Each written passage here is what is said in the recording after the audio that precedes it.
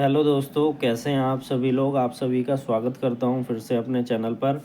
Guys, आज हम इस वीडियो में कॉन्स्टिट्यूशन के एक इम्पोर्टेंट टॉपिक को कवर करेंगे, जो है साइलेंट फीचर के बारे में। यानी कि भारत की जो प्रस्तावना है, प्रस्तावना को हम क्या कहते हैं, प्रीएम्बल, कि उसके साइलेंट फीचर क्या है, क्या साइलेंट उसकी विशेषताएं हैं, उसके बारे में समझेंगे। आज के जो क्वेश्चन होने वाले हैं वो पॉइंट बेस्ड होंगे, जिसमें कि आप एक एग्ज़ाम में एक टेबल बना सकते हैं और उसके बाद उसको डिस्क्राइब कर सकते हैं। तो पहले तो हिंदी में मैं आपको पढ़कर समझाऊंगा, फिर इंग्लिश में भी आपको जो है कंटेंट मिलेगा, उसको आप वीडियो को पॉज करके उसका स्क्रीनशॉट ले सकते हैं, या वीडियो को पॉज करके आप नोट्स बना सकते हैं। तो सबसे पहला पॉइंट क्या है कि प्रस्तावना संविधान की मूल भावना यानी कि फ़िलॉसफी के बारे में बात करती है। यानी प्रस्तावना यह बताती है कि हमारा संविधान किन मूलों और आदर्शों पर आधारित है। तो वो आधारित है किस चीज़ पर? न्याय पर, स्वतंत्रता पर, समानता पर और बंधुत्व पर। यानी बंधुत्व को हम कहते हैं फ्रेटर्निटी। फॉर एग्जाम्पल, यदि कोई कानून बनेगा तो वह इन चार मूल सिद्धांतों का विरोध नहीं कर सकता है। दूसरा पॉइंट हमारा आता है, प्रस्तावना भारत को एक सार्वभौम राष्ट्र घोषित करती है, यानी कि सोवरन जो है स्टेट बनाती है, सोवरन नेशनल बनाती है, राष्ट्र बनाती है। भारत किसी भी विदेशी शक्ति के नियंत्रण में नहीं है। भारत अपनी नीतियाँ स्वयं तय करती है। फॉर एग्जाम्पल, भारत किसी भी देश के दबाव में आकर अपने आर्थिक और सैनिक निर्णय नहीं लेती है। अगला पॉइंट है हमारा सोशलिस्ट यानी समाजवादी। भारतीय सामाजिक और आर्थिक बराबरी पर जोर देता है, सोशल और इकोनॉमिकल इक्वालिटी पर जोर देता है, धर्म संपत्ति का वितरण न्यायपूर्वक हो। फॉर एग्जाम्पल, गरीबों के लिए सरकारी योजनाएं जैसे मुफ्त शिक्षा हो गई, स्वास्थ्य सेवाएं हो गई, समाजवादी विचारों को दिखाती है। उसके बाद अगला पॉइंट आता है हमारा धर्मनिरपेक्ष यानी सेक्युलर राज्य। यानी राज्य किसी भी धर्म को ना तो बढ़ावा देता है ना उसे दबाता है। फॉर एग्जाम्पल, सरकारी स्कूलों में किसी खास धर्म की शिक्षा अनिवार्य नहीं हो सकती है।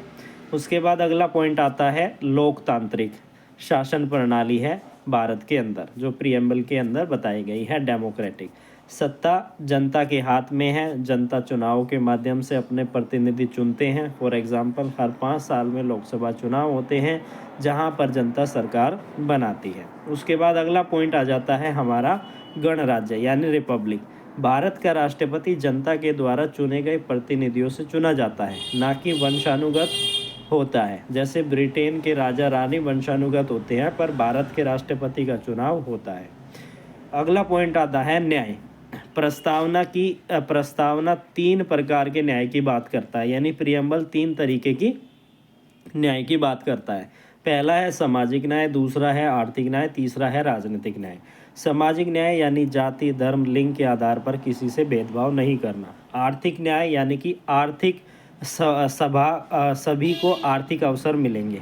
राजनीतिक न्याय यानी कि सभी को राजनीतिक अधिकार होंगे। फॉर एग्जाम्पल, SC ST को आरक्षण सामाजिक न्याय है, रोजगार योजनाएं आर्थिक न्याय है। अगला पॉइंट आता है स्वतंत्रता यानी कि लिबर्टी। यानी हर नागरिक को अपने विचार रखने, बोलने, किसी भी धर्म को मानने की स्वतंत्रता है। फॉर एग्जाम्पल, आप सरकार की नीतियों की आलोचना कर सकते हैं। अगला पॉइंट हमारा आ जाता है समानता यानी इक्वालिटी। यानी कि कानून के समान सभी बराबर है, सभी नागरिकों को समान अधिकार है और अवसर है। फॉर एग्जाम्पल, किसी सरकारी नौकरी में सभी उम्मीदवार समान नियमों के आधार पर चयनित किए जाएंगे। उसके बाद अगला पॉइंट आता है बंधुत्व यानी फ्रेटर्निटी।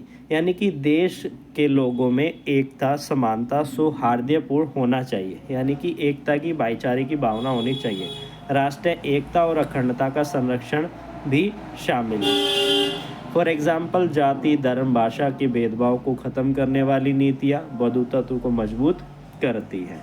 अगला पॉइंट आता है हमारा प्रस्तावना संविधान की व्याख्या के लिए मार्गदर्शक सिद्धांत है। प्रस्तावना का उपयोग अदालतें संविधान की व्याख्या करने में करती है। For example, Kesavananda Bharati case 1973 का सुप्रीम कोर्ट ने कहा था कि प्रस्तावना संविधान का हिस्सा है और बेसिक स्ट्रक्चर को दर्शाता है। अगला पॉइंट आ जाता है हमारा प्रस्तावना जनता को सर्वोच्चतम शक्तिशाली घोषित करती है। यानी कि उसमें वर्ड यूज हुआ है we the people of India, हम सभी मिलकर बने हैं भारत। संविधान की शक्ति जनता से आती है, किसी राज्य से नहीं आती। कानून, फॉर एग्जांपल, कानून तभी मान्य माना जाता है जब वह जनता के द्वारा चुने गए सांसदों से संसद से पास हो। उसके बाद यही जो पॉइंट्स मैंने अभी डिस्कस किए हैं, इन सभी को मैंने इंग्लिश में भी ट्रांसलेट किया है ताकि इंग्लिश वाले स्टूडेंट्स के लिए भी कंटेंट मिल जाए। अब मैं धीरे धीरे इसे स्क्रॉल कर रहा हूं, तो आप वीडियो को पॉज करके इन सभी पॉइंट्स को आप अपने नोटबुक में लिख सकते हैं, और चाहे तो आप इनका स्क्रीनशॉट ले सकते हैं। ये आपके एग्ज़ाम के लिए बहुत ही इम्पोर्टेंट पॉइंट होने वाले हैं अगर प्रीएम्बल से रिलेटेड आपके एग्ज़ाम में क्वेश्चन पूछा जाता है एलएलबी के अंदर, या फिर किसी और कॉम्पिटिटिव एग्ज़ाम की आप तैयारी कर रहे हैं, उसमें प्रीएम्बल के बारे में लिखना है, तो आप इन पॉइंट्स की हेल्प ले सकते हैं। तो ये सभी पॉइंट्स आप सभी को याद होने चाहिए। फिर मिलेंगे नई वीडियो और नई लीगल जानकारी के साथ।